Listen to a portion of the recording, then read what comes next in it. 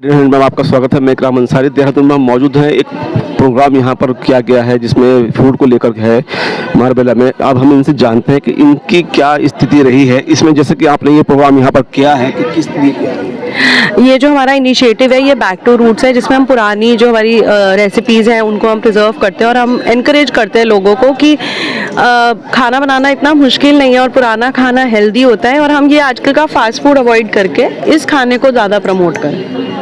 खाने की बात करें, जिस तरीके से देखा जाए क्रेज बाहर के बच्चे ज़्यादातर फूड बाहर का ही ले रहे हैं, तो इसमें आपका क्या कहना है? वो इसलिए ले रहे हैं, कुछ बच्चे काम करते हैं या पढ़ते हैं, उनके पास तो टाइम नहीं है। उनके लिए तो जेन्युइन है कि जाके शाम को भूख लगी तो इंस्टेंटली फास्ट फूड ले लिया। बट इसके लिए हम लेडीज़ हैं, हम एनकरेज करेंगे ज़्यादा से ज़्यादा मदर्स को कि वो घर पे कुक करें और हेल्दी खाना कुक करें और आजकल के बच्चों को वही दें, जिससे बच्चों का एक टेस्ट बचपन से डेवलप हो जाए और वो वही खाना मिस करें और खाएं, खुद भी बनाना सीखें। जिस तरीके से देखा जाए पहले ही प्रोग्राम हुआ, तो आगे तक की रणनीति आपकी क्या रहेगी? बिल्कुल, हमारा प्रोग्राम हर साल होता है बिकॉज लोग ना पुरानी बात भूल जाते हैं, हमें उन्हें बार बार याद दिलाना पड़ता है। तो हम हर साल ये इनिशिएटिव करते हैं और हम नई नई रेसिपीज़ लाते हैं। हम इन लेडीज़ की ये रेसिपीज़, एक बुक है हमारी जिसमें जो अच्छी रेसिपीज़ होती हैं और ओल्ड होती हैं उसकी हम एक बुक बनवाते हैं और हम वो आपस में सब डिस्ट्रीब्यूट करते हैं, सब लेते हैं, जिससे कि वो रेसिपीज़ भी हमें मालूम पड़े। और हम चाहते हैं कि और लेडीज़ इसके साथ जुड़े और सब अपना घर का खाने को प्रमोट करें बच्चों के साथ। मैम, जिस तरह से देखा जाए कि इस तरीके से खाना जो है बाहर का पसंद करते हैं बच्चे और अंदर जो घर में बनाती है माता बहनाएं, तो उसमें जो गढ़वाल की बात करें तो गढ़वाल में क्या अच्छा लगता है और बच्चे किस चीज़ को ज़्यादा पसंद करते हैं? देखिए, गढ़वाल की सारी जो डिशेज़ हैं वो बहुत अच्छी हैं। थोड़ा सा कुछ डिशेज़ ऐसी हैं कि जिनमें टाइम लगता है हमें बच्चों को, लेकिन इंस्टेंट, जैसे आज आपने देखा ही होगा इस प्रोग्राम में काफ़ी महिलाएं ऐसे इस तरह के स्नैक्स लेके आई हैं कि जो बच्चों के लिए एकदम रेडी हो सकते हैं। मीन्स कि अगर हमें पता है कि मेरे बच्चे को क्या पसंद है तो मैं नाश्ते के लिए या शाम के नाश्ते के लिए उनके लिए बना सकती हूँ, हेल्दी भी है। जहाँ तक रही बाहर की बात, तो उसके लिए हमें ही उनको मोटिवेट करना पड़ेगा कि हम किस तरह से उन्हें घर का खाना उन्हीं की चॉइस का बना के दें। जैसे कि मोमोज़ खाने के लिए अगर बच्चे ज़्यादा वो करते हैं तो आजकल जैसे कैबेज के मोमोज़ बनते हैं, बहुत हेल्दी रहते हैं, टेस्टी भी लगते हैं, जल्दी भी बनते हैं। बहुत सारी ऐसी बताने की ज़रूरत नहीं है। जो घर की महिलाएं हैं जो खाना बना रही हैं वो अपने बच्चों के लिए ज़रूर कोशिश करती हैं कि वो इस तरह का बनाएं कि वो बाहर के जो फास्ट फूड है उससे रिलेट करके बच्चों को पसंद आए।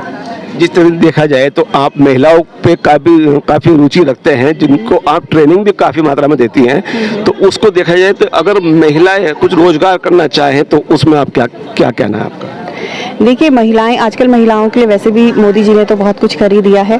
और जो घरेलू महिलाएं हैं, जिस तरह से मैं जिन महिलाओं के साथ काम करती हूँ, मैं भी उनके छोटे छोटे जो उनके इंटरेस्ट हैं उन्हीं को आगे बढ़ाना चाहती हूँ। जैसे स्मृति जी जो ये प्रोग्राम करती है, मैं सेकेंड टाइम यहाँ पे आ रही हूँ और मेरा ज़्यादा से ज़्यादा ये रहता है कि जितनी महिलाएं मुझसे जुड़ी हैं मैं उनको इन ऐसी जगह से जोड़ूँ, ऐसे इवेंट्स पे लेके आऊँ कि वो एक तो यहाँ पे उनको प्रमोशन मिले और जैसे वो कर रही हैं कुछ भी चीज़, मानिए कुकिंग ही कर रही हैं, तो वो इस तरह से करें कि कई ऐसी हैं कि महिलाएं जो कुकिंग में बहुत अच्छी हैं। अगर वो घर से, जैसे आजकल ऑनलाइन चल रहा है, घर की थाली, घर का टिफ़िन, बाहर से जो बच्चे यहाँ पे पढ़ने आए हैं उनके लिए अगर वो अच्छा कुछ भी करना चाहें तो उनको एक प्लेटफॉर्म मिल जाएगा कि हाँ मैं कुछ कर सकती हूँ। एक्चुअली में उनका जो मतलब एक ये रहता है ना कि वो हिच रहती है, वो निकल जाती है बाहर आके ऐसे इवेंट्स में आके।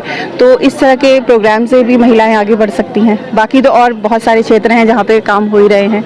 आज बेसिकली आज खाने की बात है तो इसमें इसमें जनता को क्या संदेश देना चाहेंगे, बच्चों को और महिलाओं को? देखिए, मैं ये कहती हूँ कि जो भी मतलब हम माँ हैं, जो हमारे बच्चे हैं, चाहे वो बेटा है चाहे वो बेटी है, पढ़ाई है, हर चीज़ है, उस चीज़ में तो वो बच्चों के साथ हम हैं ही। बट आजकल की जिस तरह से बाहर के खाने से लेके अगर परेशानी है तो शायद हम उनका इंटरेस्ट अगर कुकिंग में थोड़ा सा करेंगे, चाहे वो हमारा बेटा है चाहे हमारी बेटी है, तो मुझे लगता है कि बाहर जाके जो ये कुकिंग मतलब खाने की जो हैबिट्स हैं वो उनके उसमें रहेगी कि वो हाँ थोड़ा बहुत तो अपने लिए कुछ ना कुछ बना सके। जैसे मैगी की बात आई थी, लेकिन वो भी हेल्दी नहीं है, लेकिन बच्चे वो जल्दी सीख जाते हैं बनाना। इससे अच्छा ये है कि वो कुछ ऐसा चीला बनाना सीख जाए, कुछ ऐसी रेसिपीज़ हैं मदर्स के पास वो सिखा दे तो ज़्यादा सही रहेगा। मेरे ख्याल से माओं को इस चीज़ में ज़्यादा वो कर लेना चाहिए। पढ़ाई के अलावा उनके लिए थोड़ा सा उनको खेल खेल में इस चीज़ की भी वो दें, छोटे से उनको कुकिंग कराने की वो दें, उनका इंटरेस्ट उसमें जगाएं तो वो अपने लिए हेल्दी फूड के लिए आगे बढ़ जाए जल्दी।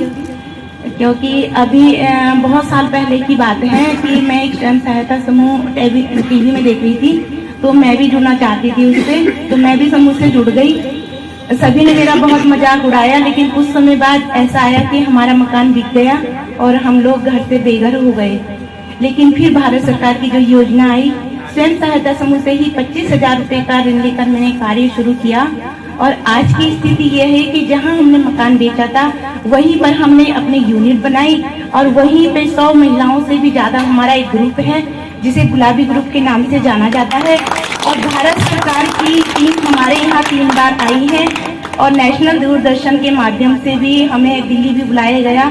राज्यश्री तीलू रौतेली पुरस्कार से सम्मानित किया गया। और अभी ईश्वर की ऐसी कृपा है कि हमारे तीनों बच्चे जो हम लोग दर दर की ठोकर खा रहे थे और खाने को हम लोग तरसते थे और गांव में भी घूंघट पड़ता थी, तो आज मेरे तीनों बच्चे विदेश में ही रहते हैं। और मतलब बस जब बीते दिन याद आते हैं तो आज का युग ये है कि मैं सोचती हूँ कि जैसे मैं घर से बेघर हो गई थी और दर दर को भटकती थी, खाने को मोहताज थी, मेरे जैसी जो महिलाएं जो 4 दीवारी के अंदर रहती हैं उनके अंदर बहुत सारे हुनर छुपे हैं लेकिन वो कुछ कर नहीं पाती, तो मैं उनको निःशुल्क प्रशिक्षण देती हूँ। जहाँ से भी प्रशिक्षण के लिए आता मैं जाती हूँ वहाँ पर और फ्री प्रशिक्षण देती हूँ ताकि वो भी आगे बढ़े और आत्मनिर्भर बने। धन्यवाद।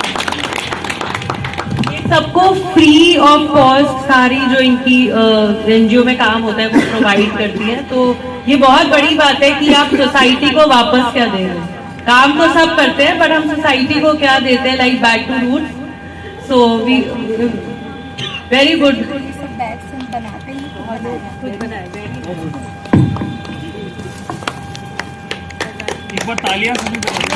तालियां जरूर जोरदार वो बहुत जैसे अभी सर बता रहे थे, तो एजुकेशन के बाद मैं बैंगलोर चला गया था।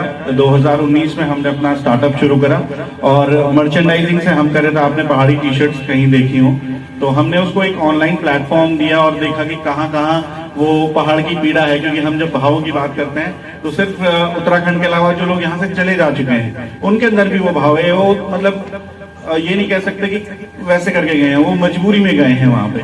तो उन भावों को पकड़ के हमने कोशिश करी कहाँ से क्या हो सकता है, और धीरे धीरे हमें ऐसे लोग भी मिले जो काम कर रहे हैं लेकिन उनके पास ऐसा मार्केट प्लेस नहीं था, ऐसे संसाधन नहीं थे कि वो अपने प्रोडक्ट्स को यहाँ दिल्ली में, मुंबई में या फिर सभी जगह सेल कर पाए। तो इसी प्रकार हमने क्या करा कि हम विभिन्न सहकारिताओं से, स्वयं सहायता समूह से और पहाड़ के अन्य किसानों से जुड़े, बहुत सारे आर्टिशन से जुड़े और इन लोगों को हमने एक मार्केट प्लेस दिया जिसको हमने पहाड़ी स्टोर नाम दिया। तो पहाड़ी स्टोर मेरा अकेले का नहीं है, ये लगभग 3000 किसानों की दुकान है और ऐसे ही आर्टिशंस की दुकान है जहाँ पे आपको हर चीज पहाड़ी मिलती है। होता क्या है कि अचानक से अगर हमें अपने पहाड़ को रिप्रेजेंट करना हो, विविधताएं हैं पहाड़ के हर क्षेत्र में, गढ़वाल में, कुमाऊं में, जौनसार में, फिर उसमें भी हम अंदर चले जाएं तो जिलों में भी विविधताएं हैं। तो वो सारी चीजें आपको पहाड़ी स्टोर के माध्यम से उपलब्ध कराई जाती हैं। आप कभी भी हमारे स्टोर पे विजिट करें या फिर अगर कुछ लोग हैं जो बाहर रह रहे हैं वहां से भी आप ऑनलाइन ऑर्डर कर सकते हैं। तो ये एक मुहिम है जिस तरीके से मतलब वो पूरा पैसा पहाड़ में चले जाता है, कैसे न कैसे करके घूम के। बहुत बहुत धन्यवाद।